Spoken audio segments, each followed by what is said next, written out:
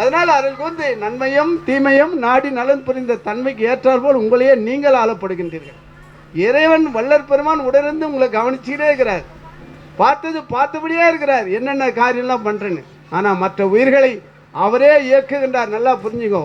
மனிதனை தவிர மற்ற உயிர்களை ஆண்டவனே இயக்குகின்றான். ஆண்டவனே பொறுப்பு. மனிதனுக்கு மனிதன் தான் பொறுப்பு. ஏன்னா மதி என்ற அறிவு கொடுத்துருக்காரு, மனம் என்ற மனம் ஒரு பொருளை கொடுத்துருக்காரு. நீ தான் நன்மை தீமை எது என்று ஆய்வு பண்ணி நீ நடந்து பேரானந்த பெருங்கழிப்பு அடைய வேண்டும்.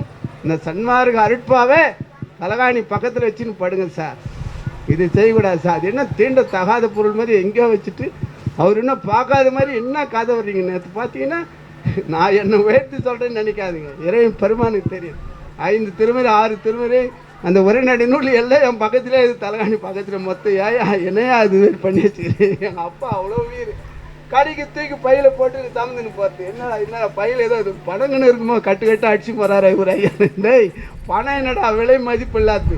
இது விலை மதிப்பில்லாத ஒரு பொருளை இந்த கை சுமக்கணையா அருட்பாவை சுமக்கணையா சுமந்துன்னு போ. ஊருக்கு போயா பைய அருட்பாவோட போயா பைய எடுத்துக்கினேன். ஏதோ அப்பா எங்கள் மாமா வர்றான் மச்சான் வர என்ன பை நிறைய தூக்கிடுறான்னு எடுத்துன்னு போய் இறக்காம வீட்டில் அற்புதத்தை பாரு. அதனால் எங்கே போனாலும் அருட்பாவோடு போங்க சார்.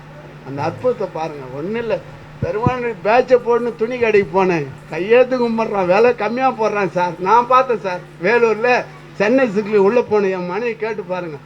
பல முறை வணங்குறான். என்னடா பார்த்தா அவர் சன்மாரி போலுது. பெருமாள் பார்த்தோன்னே இருக்குது, அப்படியே காந்தம் போல் இருக்குது. ஐயா வாங்கன்னு என்னடா பார்த்த மாதிரியே கூப்பிட்றாரு. அப்பா வேலை செய்கிறாரு, நான் செய்யலை. இது போட்டுன்னு பாருங்க.